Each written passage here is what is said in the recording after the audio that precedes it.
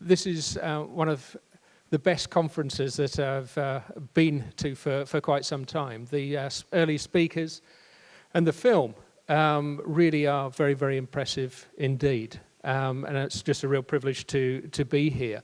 It's interesting that the film shows aspects that we haven't sort of perhaps considered in the conference up to now, which is the historical side of warfare. And what I want to do in this session is to set some kind of context in terms of the changing nature of conflict. And I'm going to move on to this particular slide. 1999, Mary Coldell brought out a book called New and Old Wars. And this was quite an interesting development in the way that we consider warfare. And it's had quite a lot of traction, quite a lot of resonance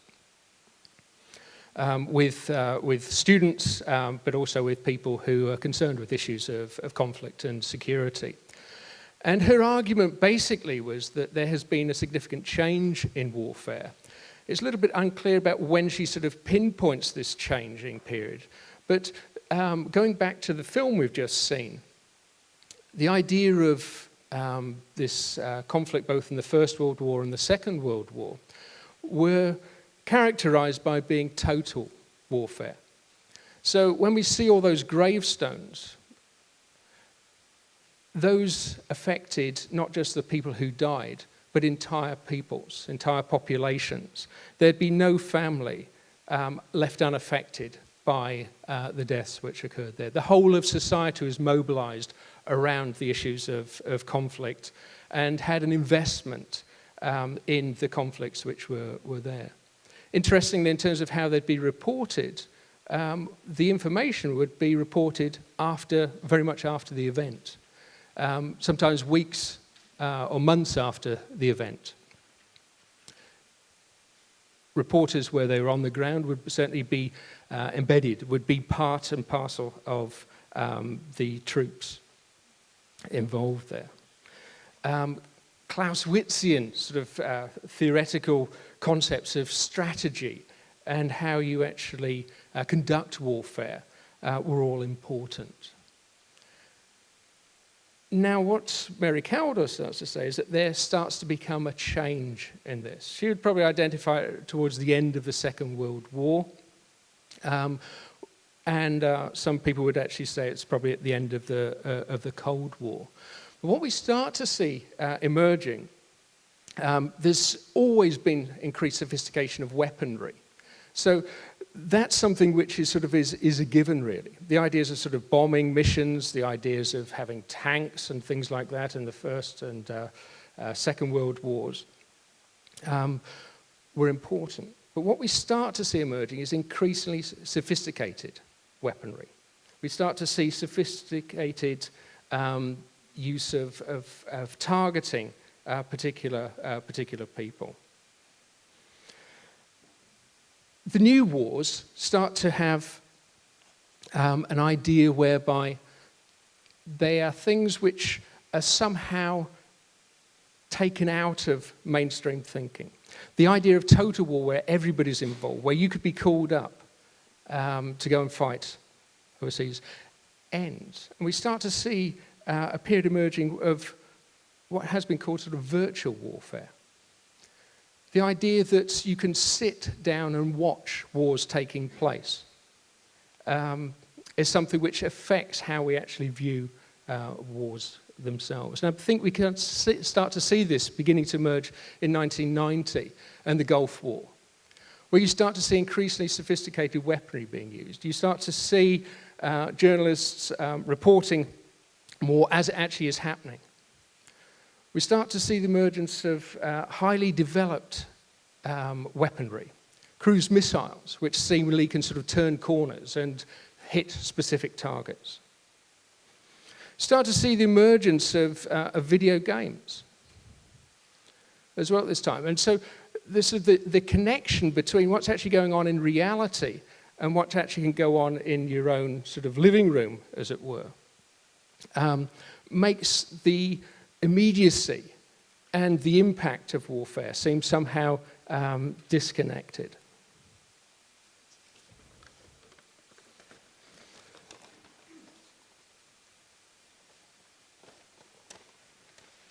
If you actually look and think about warfare today, we've talked about various conflicts which have taken place.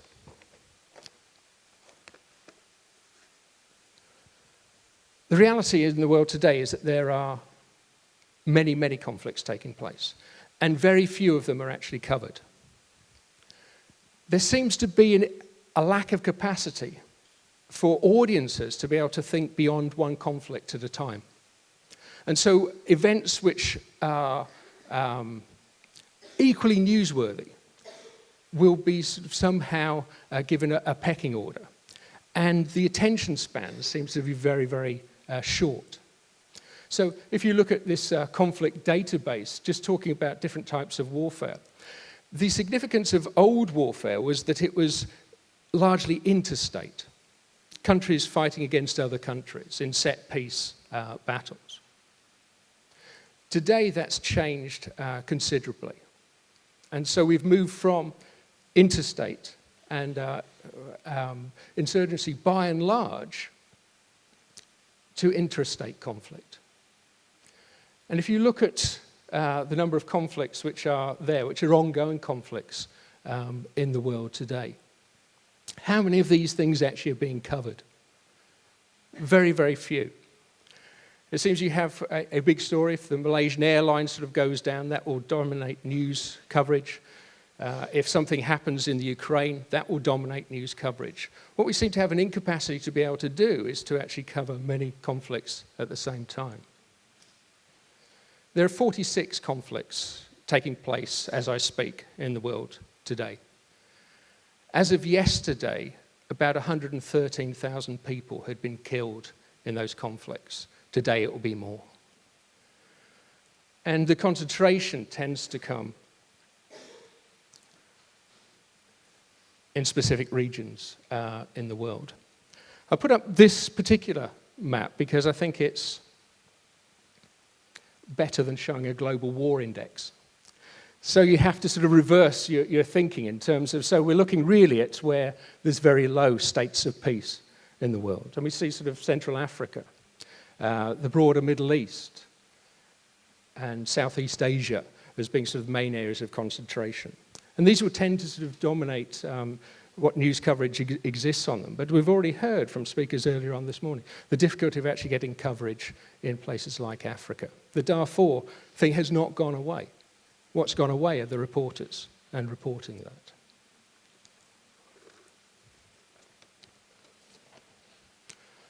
I mentioned that warfare has changed, and we're talking about far more sort of intrastate conflict, big set peace battles. And yet in one sense, war never changes. It's always bloody, always diminishes those who take part. If you look at this picture, which is of Homs, the difficulty of reporting in somewhere like Homs is unbelievable. So we have the reporters going in after the event, as it were. Aleppo, we've already heard this morning, the difficulty of actually reporting in these regions. If we look at the Syrian situation, it's old warfare, as real as the First World War or Second World War, and that the totality of population are involved in this conflict. But the same sort of methodology is being used. So we have barrel bombs being dropped from aeroplanes, chemical weapons sort of revisiting the First World War, sieges, where you starve people into submission. Very much sort of a continuity, really, of warfare. And then the very real difficulties that there are in actually reporting these events. And I want to think a little bit later on in terms of the complications and the implications of reporting events such as these. If we think about the way that media are able to go in and sort of report on events, increasingly sophisticated ways of trying to prevent journalists from getting in and reporting events. We think about the Operation Cast Lead in Gaza, not that long ago, where the Israelis actually prevented reporters getting inside until their operation was completed.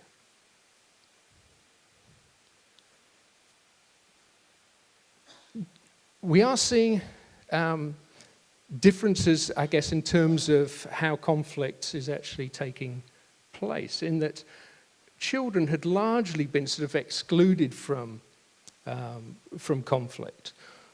They were not regarded as being legitimate, either targets or legitimate in terms of the operation of warfare. And yet increasingly, as we've seen from a couple of UN reports, children are being specifically targeted, often as sort of as collateral damage, as it were, as drones are being used to kill selected individuals. Children happen to be around at the time and are also sort of killed in the process. Children can actually be used as instruments of warfare themselves, being used as suicide bombers, as carrying explosives, which are then detonated, or just helping insurgency in particular to carry out acts of terror. We're also seeing, and brought home particularly with what's going on in Nigeria at the moment with Boko Haram, the idea of actually targeting education and targeting children in education. So the killing of teachers, the killing of university professors and lecturers. The actual destruction of schools. So this, I'd suggest, is a change in what's gone on before. Okay, and then to talk just a little bit as we come towards an end about reporting of wars and how that's actually changed. I mentioned before that we tend to report one war at a time. This would be a familiar picture on many of our TV screens, where the journalist is kitted out in their press overalls, and but bearing in mind how many wars are actually going on at the moment, this is sort of an exceptional picture, as it were. I mentioned 46 wars at the moment. On your TV screens at any one time, you'll have no more than 2 wars being reported, and probably just the one. Why is that? We've already heard, problems in terms of financing these things, regional offices sort of being closed down, lack of journalists in the field, sort of over-reliance perhaps on sort of press agencies to report, which then people back home will comment on and sort of turn their own spin on. Emergence of freelance reporting, actually to do the job which was traditionally done by the newspapers. Now, this sort of picture depicts, I think it's actually a BBC reporter. We haven't sort of mentioned as yet, but perhaps we need to think about the whole idea of embedding reporting, and what does that actually involve in terms of the reporting of news fairly, dispassionately, giving the facts, as it were. And I think it's incredibly difficult to see reporters who are embedded as being able to give the sort of accurate and unbiased news coverage that doesn't become affected by the fact that they are sort of working with the troops that they're actually reporting upon. So Graham Allison writes a book called Essence of Decision about the Cuban Missile Crisis. One of the things which he mentions in there is where you sit is where you stand. And if you're sitting in a Humvee vehicle, if you're sitting in a Land Rover, and these people are protecting, saving your life, it's very difficult to have negative things to say about the conduct of that war effort.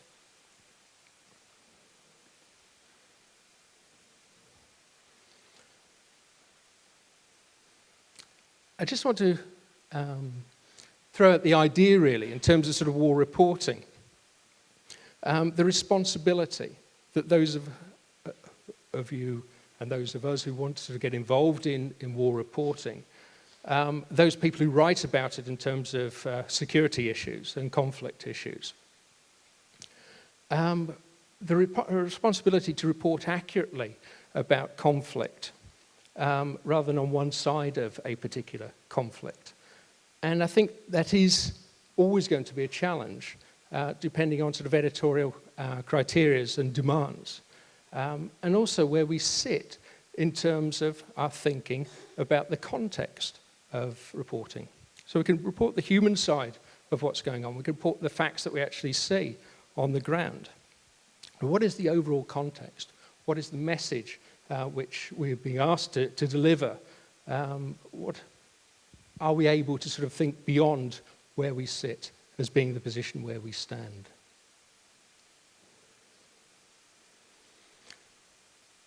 In one sense, when we write about war, when we think about war, are we actually part of the sort of the war production industry, as it were? Do we recognize our responsibility within that? Reporters, like presidents, can get a great deal out of war. Academics who write on it can get publishing contracts because it's something which is interesting, something which is exciting, something which is very, very real. But are we conscious of our responsibility in that process to try and highlight war in its totality as something which shouldn't be perpetuated? You can get a good career out of reporting war. Presidents are made on the basis of whether they've had a good war or not. And is there a sense in which the awards, the kudos, can be a motivating force in terms of how we actually go about that reporting and that academic writing?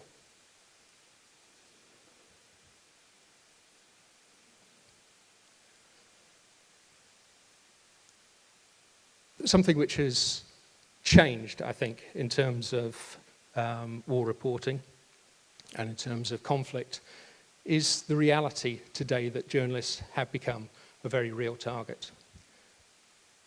And the way that strategies which are devolved, planning which is devolved to try and prevent the attacks which could take place on journalists. So they have been particularly targeted. Last year, 78 were killed.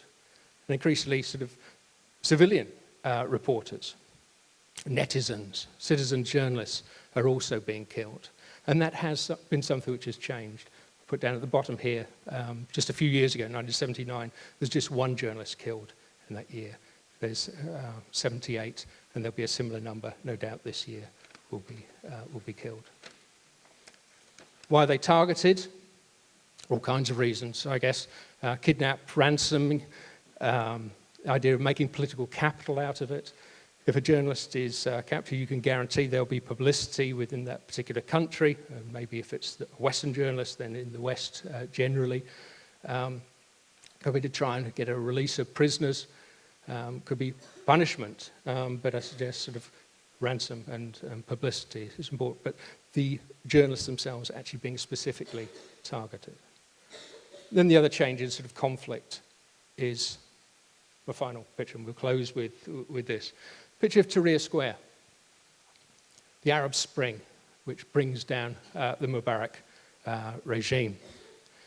And I think interestingly in this photograph that you can see, a number of people with mobile phones raised in their air, filming, tweeting, and the change, the instance of war. We began with the idea of the First World War and Second World War and how long it would take to actually get news to people.